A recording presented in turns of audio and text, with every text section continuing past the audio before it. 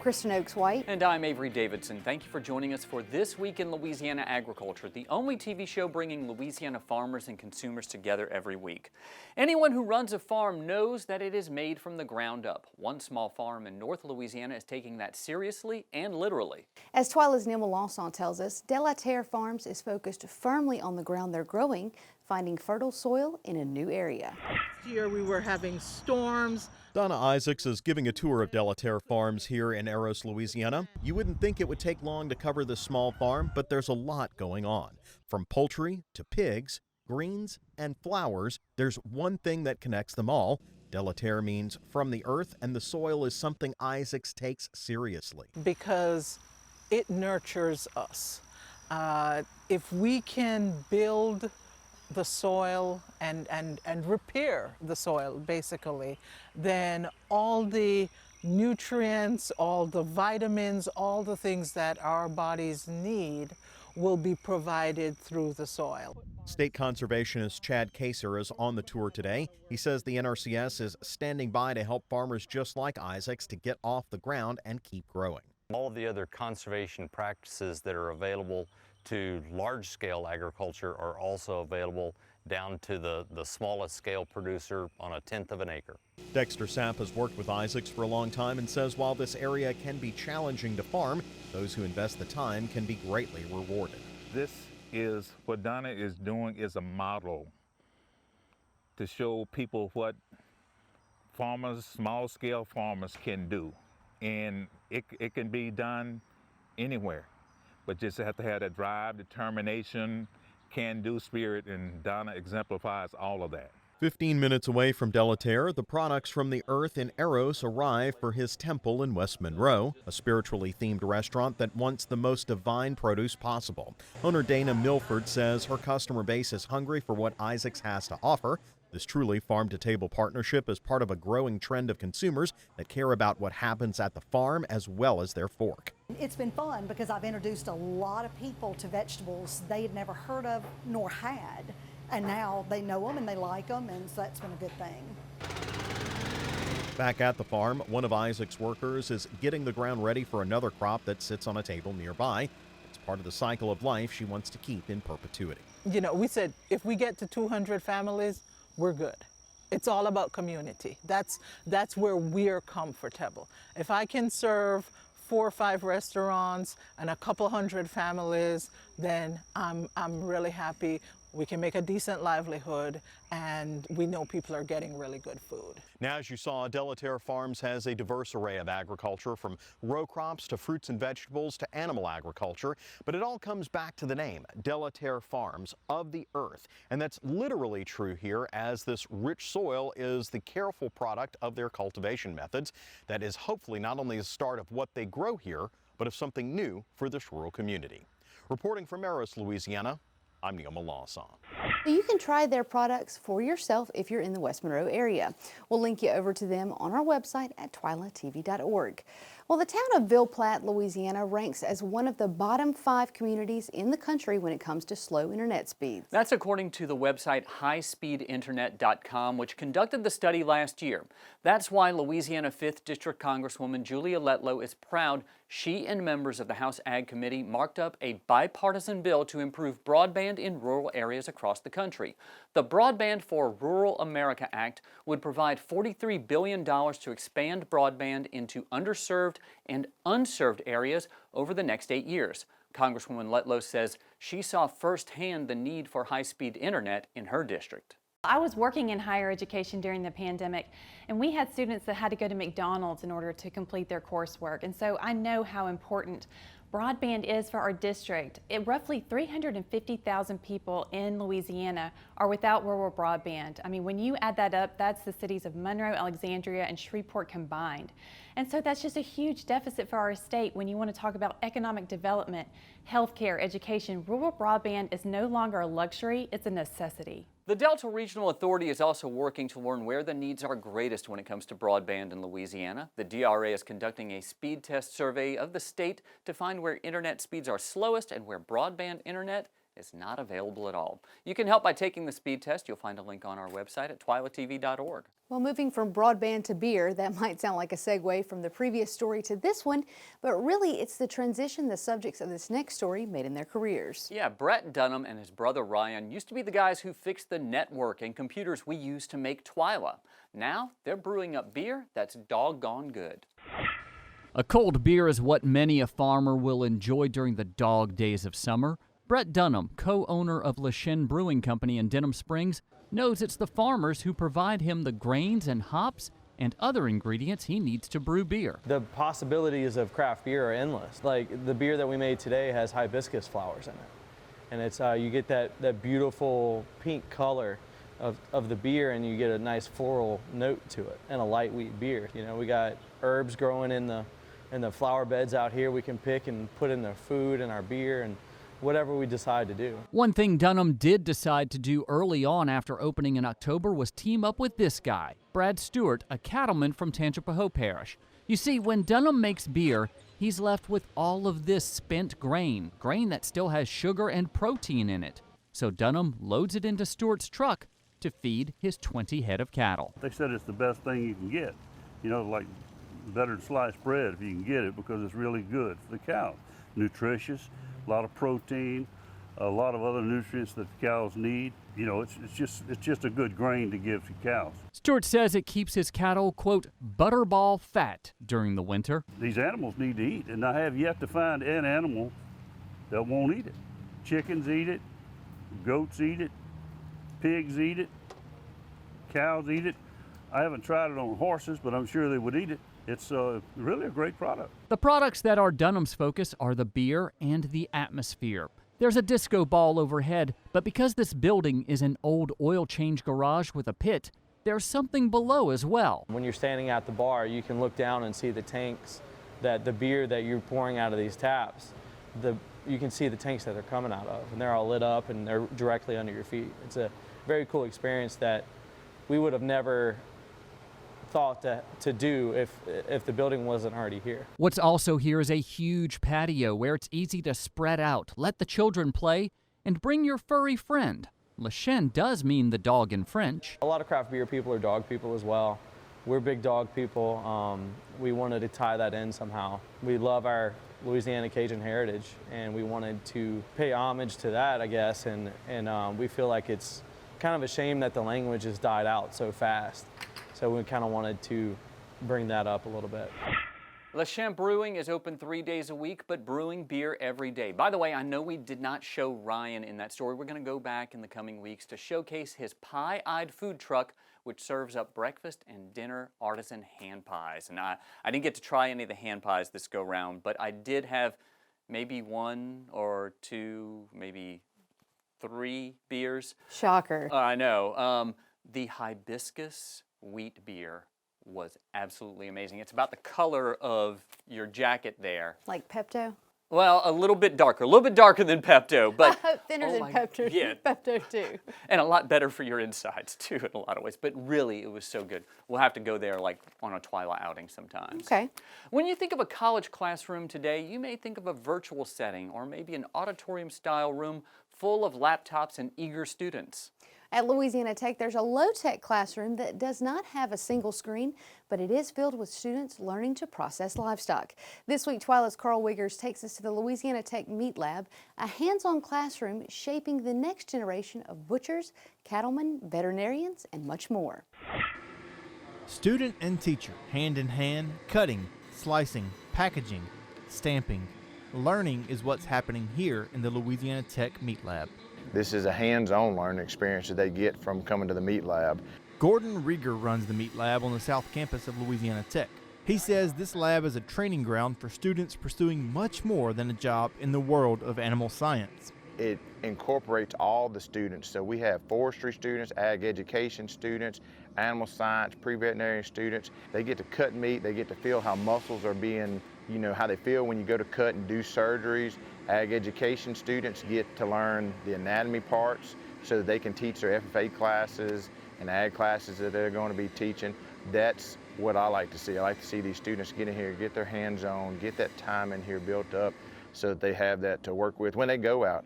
They also get the availability of work with people they like. And that's what attracted Truett Bankston. In fact, he changed his major to pre-vet after spending time here on the South Campus. And it really made me want to switch. I enjoyed the people out here a lot more. The farm, the faculty and staff here and students, all like it's a family. They uplift you. Bankston says he's learning more than just how to cut up this steer.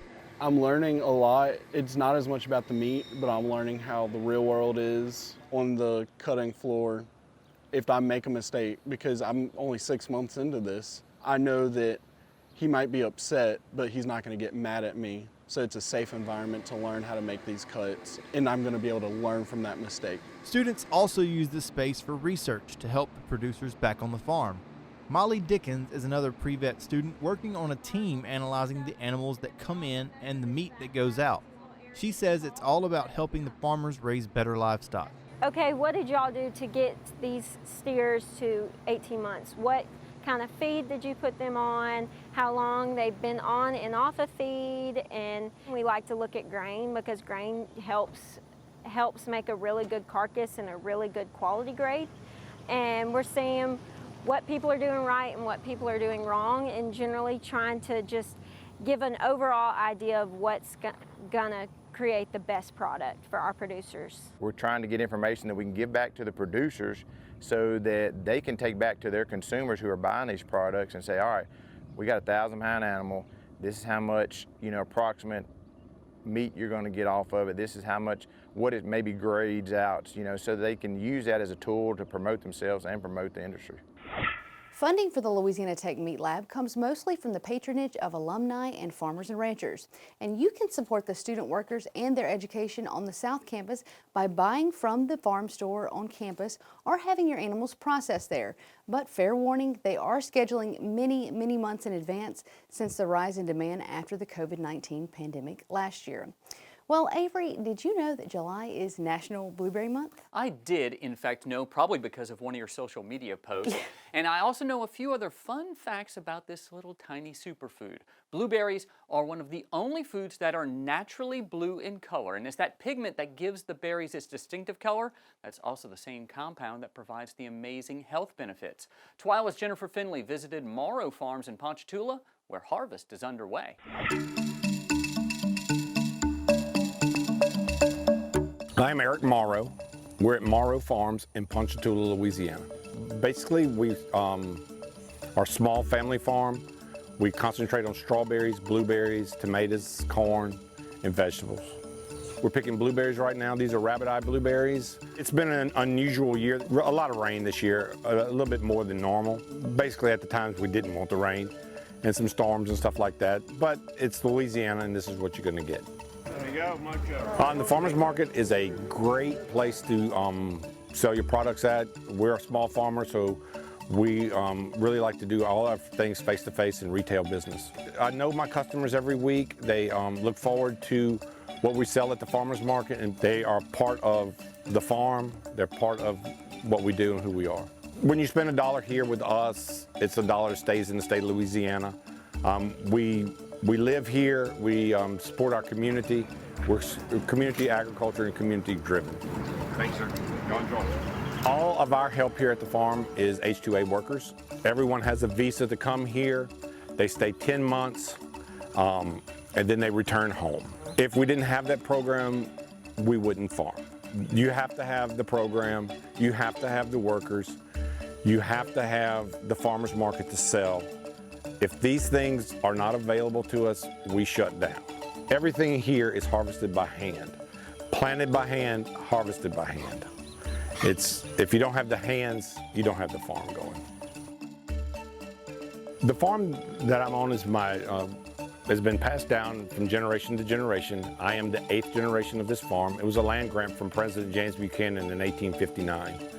Well, my grandfathers and great-grandfathers have planted strawberries here and vegetables here. I mean, I'm walking the same places that my grandfathers have walked. I've farmed in the same fields that they have farmed. I'm just trying to contribute back and do my share and keep going. Blueberry season is winding down in Louisiana, so be sure to visit your local grocery store, farmer's market, or roadside stand to get them all before they're gone. And I know that I need to stock up because I have blueberries almost every morning. Now, blueberries were among the fresh produce given away by the Southern University Agricultural and Extension Center at a recent community outreach event. More than 5,000 pounds of food were given away for free to residents in North Baton Rouge last weekend. That's because fresh, healthy food is hard to come by for residents in many lower-income communities. A lot of the food comes from a local farm, Sweet Jones Farms, which is located just outside of Baton Rouge. However, this event offered more than fresh food. With help from other community leaders and elected officials, the event featured a COVID vaccination site and also an HIV rapid testing site for members of the community to utilize. Baton Rouge Mayor President Sharon Weston Broome says this event was a holistic approach to addressing the needs of the community. Well, I think it's about time to get a beach vacation in to get away from all of the rain that we're having right here in Louisiana. Yeah, you're not the only one who thinks so. Right now, there are a lot of folks who are heading east toward the Gulf Coast beaches, whether it's Gulf Shores, Orange Beach, Destin, Panama City, or maybe the super popular 30A stretch of communities, which Carl Wiggers tells me is the bougie area to go. Bougie. If you're heading in that direction, you'll drive right by a super popular barbecue joint known as The Shed in Ocean Springs, Mississippi, and it's pretty much just that, a shed. In this week's Ag Minute, our friends at the Southern Food and Beverage Museum share about their exhibit highlighting this Southern gem. Welcome to the Southern Food and Beverage Museum. I'm Brent Rosen, museum president, and you're joining us today in our Shed Barbecue exhibit. As many of y'all know, a barbecue restaurant really isn't a barbecue restaurant until it's burned to the ground. And on February 12, 2012, that unfortunately happened to the Shed. But fortunate for us here at the Southern Food and Beverage Museum, they were able to turn the original floor and some of the walls of the smokehouse into the exhibit you see here today. For those of you who've been to the Shed, you can see that we have the Christmas lights and the corrugated steel in the floor, and we've really tried to create the feeling of the Shed when we did this exhibit. And for many people during this time of year, they'll be traveling from Louisiana and other parts to Florida or Alabama and Gulf Shores. And fortunately for you, that means you're going to drive past the Shed in Ocean Springs, and I cannot recommend more the Shed for its barbecue. Some of the best pulled pork sandwiches you'll have along the Gulf Coast, and if you're lucky, there'll be a little bit of live music playing too. And we hope you've really enjoyed getting a feel for what the Shed looks like and what you can see if you were to visit there. And thank you again for joining us at SOFAB for another one of our Ag Minutes. There's a lot you can learn about the Shed by visiting the Southern Food and Beverage Museum for yourself. To plan that trip or to learn more about SOFAB, head over to our website at twilatv.org. Still to come on TWILA, are cows fans of the symphony or maybe K-pop? We find out in this week's TWILA Boost. But first, we learn about some hardworking pollinators living large in some first-class hives. Stay with us.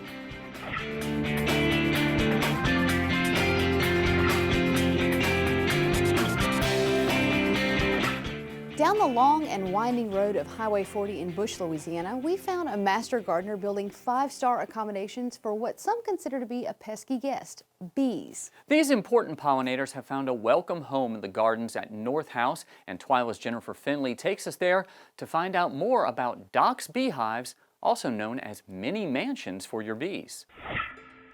I'm Dr. Briggs. I'm a retired dentist.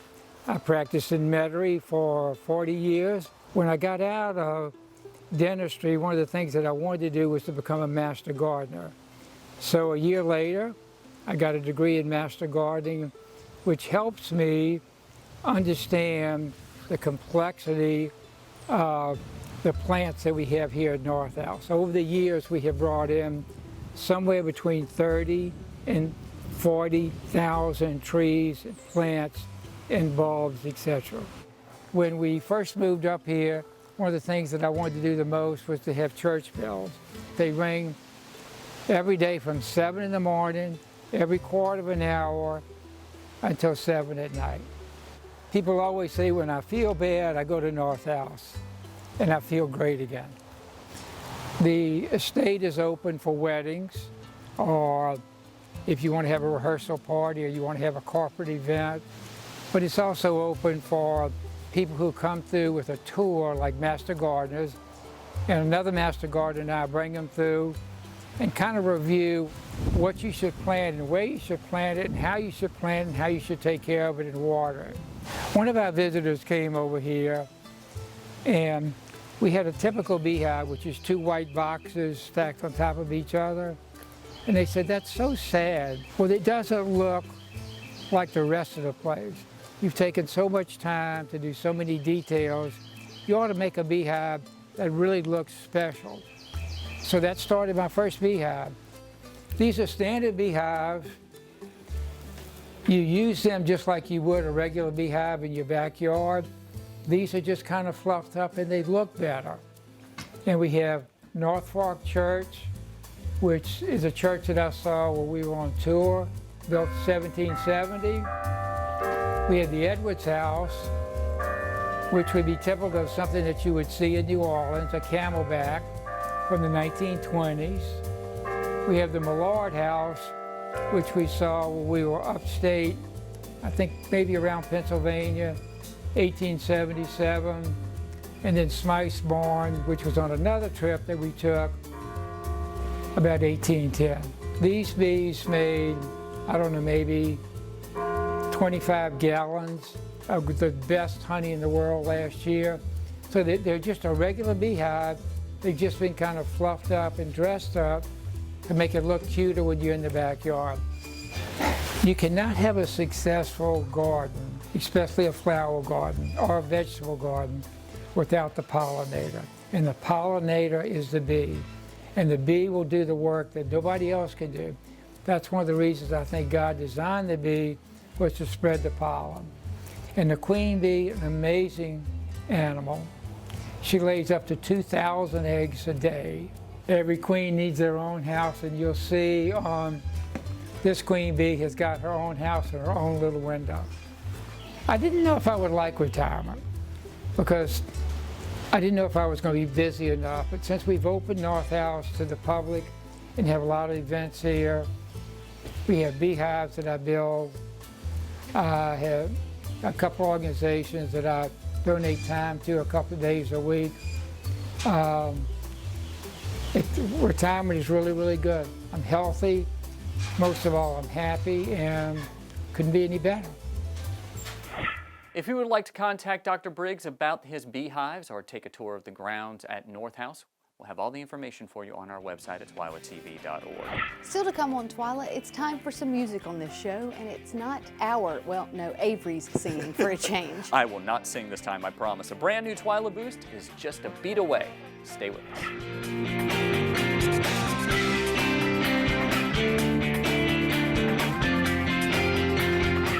Kristen, when I'm laying awake at night, sometimes I just sit there and I ponder the great mysteries of the universe. Like, have you ever wondered if cows are hip to the latest craze of Korean pop music? You're making fun of me because I wrote this.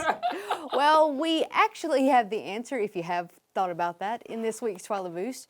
YouTube star Farmer Derek sits down with his trombone to play the international hit Butter by BTS for his animals, and they move on over to see the concert close up. One,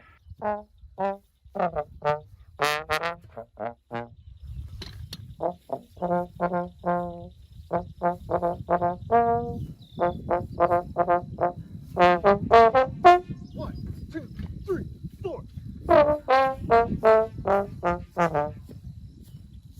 Get it? He played the song Butter to cows. Mm-hmm. Get it? Yeah, I do. Well, I thought you'd appreciate that one. Well, you always churn up the best Twila Boosts. Lord, have mercy. If you want to watch the entire video, we posted a link on our website at twilatv.org. Well, that does it for this edition of Twila. Be sure to join us next week when we'll show you what the sugarcane industry is doing to protect the land's precious topsoil. Until then, you can watch all of our stories online at twilatv.org, and be sure to like us on Facebook, follow us on Twitter and Instagram, and you'll find all these stories and more on our YouTube channel. You'll even find this entire show on our YouTube channel. Be sure to watch it there as well. For all of us here at Twila, thanks for joining us. We hope to see you again right here next week.